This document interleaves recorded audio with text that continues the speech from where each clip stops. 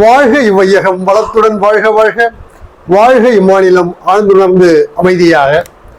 அன்பர்களே, இன்றைக்கு மே 17 தத்துவஞானி வேதாத்ரி மாமுனி அவர்கள் தன்னுடைய வாழ்க்கை மலரில் விழிப்பு நிலையின் மேன்மை குறித்து பேசுகிறார்.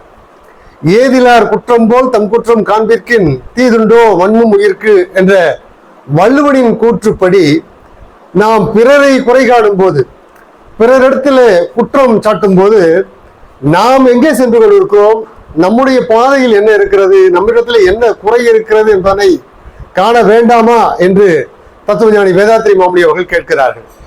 அந்த வகையிலே நாம் அறிவை தேடிய பயணத்திலே சென்று கொண்டிருக்கிறோம். அதில் விழிப்புநிலை என்பதுதான் உண்மையில் பிரம்ம ஞானம் என்று தத்துவஞானி வேதாத்ரி மாமுனி அவர்கள் கூறுகிறார்கள். ஞானம் என்பதற்கான விளக்கமாக அவர் சொல்வது எப்போதும் விழிப்பு நிலையிலும் இருப்பதுதான் என்று சொல்கிறார். இயற்கை வேறு, இருப்பு நிலை வேறு, நம்முடைய அறிவு வேறு என்று இல்லை.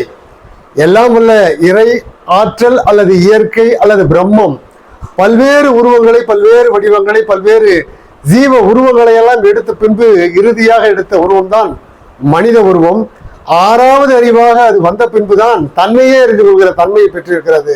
அப்போது நாம் பிறரிடத்திலே குற்றம் காணுகிற, குறை காணுகிற தன்மையெல்லாம் விட்டுவிட்டு நம்முடைய குறை என்ன என்பதை கவனம் செலுத்தினால், நாம் அப்படி குறை காணுகிற அவர்கள் செய்கிற அந்த தவறுகளை எல்லாம் எப்படி நோக்குவோமானால், அவர்களுடைய அறிவின் அளவிற்கு அவ்வாறு செய்கிறார்கள், அவர்களுக்கு நாம் ஏதாவது உதவி செய்ய முடியுமா என்கிற அளவில் தான் நம்முடைய கவனம் இருக்கும் என்பதனாலே எப்போதும் விழிப்பு நிலையோடு இருந்தால் நாம் நம்முடைய குறைகளை திருத்திக் கொள்ள முடியும் என்பதோடு அல்லாமல் மற்றவர்களின் குறைகள் ஏதாவது இருந்தால் அவர்களுக்கு ஏதாவது நாம் உதவி செய்ய முடியும் என்கிற தகைமை, மெக்னானிமிட்டி வளரும் என்று தத்துவஞானி வேதாத்ரி மாமுனி அவர்கள் கூறுவதை உங்களுக்கு எடுத்துச் சொல்லி இன்றைய சிந்தனையை நிறைவு செய்கிறேன்.